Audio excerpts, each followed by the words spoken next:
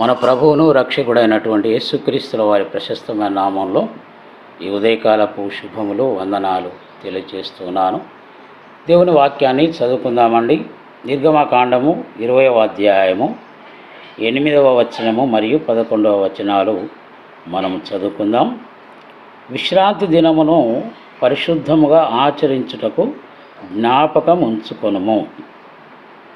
11వ వచనం, 6 దినములలో యెహోవా ఆకాశమును భూమియు సముద్రమును వాటిలోని సమస్తమును సృజించి 7వ దినమున విశ్రమించెను. అందుచేత యెహోవా విశ్రాంతి దినమును ఆశీర్వదించి దాని పరిశుద్ధ పరచెను.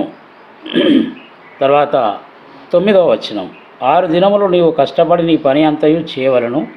7వ దినము నీ దేవుడని యెహోవాకు విశ్రాంతి దినము. దానిలో నీవైనను, నీ కుమారుడైనను, నీ కుమార్తె అయినను, నీ దాసుడైనను, నీ దాసి అయినను, నీ పశువు అయినను, నీ ఇళ్లలో ఉన్న పరదేశి అయినను ఏ పనియు చేయకూడదు.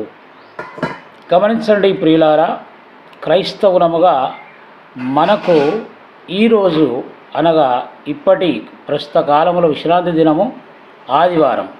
కానీ ఆనాడు యూదులకు విశ్రాంతి దినము శనివారముగా దేవుడు నిర్ణయించాడు.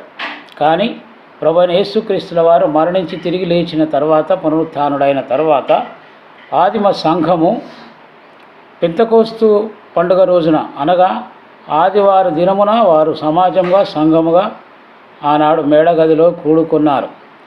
అంతేకాదు ఆదిమ అపోస్తలుడు కూడా ఆదివారమును పరిశుద్ధమైన దినముగా ఆచరించినట్లుగా మనం చూడవచ్చు. ప్రకటన గ్రంథం 1వ అధ్యాయము 10వ వచనం చూసినట్లయితే, ప్రభువు దినమున నేను ఆత్మవశుడనై ఉండగా అంటాడు భక్తుడైన యోహాను. కాబట్టి ప్రియమైన స్నేహితులారా, ఆదివారమే మనకు పరిశుద్ధమైన దినము, సమాజంగా కూడుకునే దినం అని గుర్తుపెట్టుకుందాం.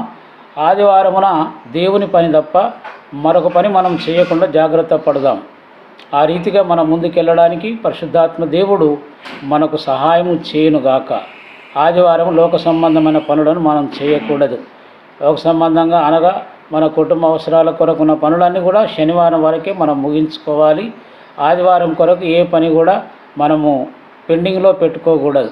ఆదివారము మనము, మన భార్య, మన భర్త, మన పిల్లలు అందరము కలిసి సమాజముగా దేవుని సన్నిధిలో కూడుకోవాలి. దేవుని ఆరాధించి దేవుని గణపరచాలి, దేవుని మహిమపరచాలి. కాబట్టి ఆ రీతిగా మనము ఆచరించుటకు, ఆదివారమును పరిశుద్ధ దినముగా ప్రవర్తించుటకు, ఆచరించడానికి పరిశుద్ధాత్ముడు మనకు సహాయం చేయనుగాక. దేవుడు మిమ్మల్ని దీవించునుగాక. అందరికీ వందనాలు.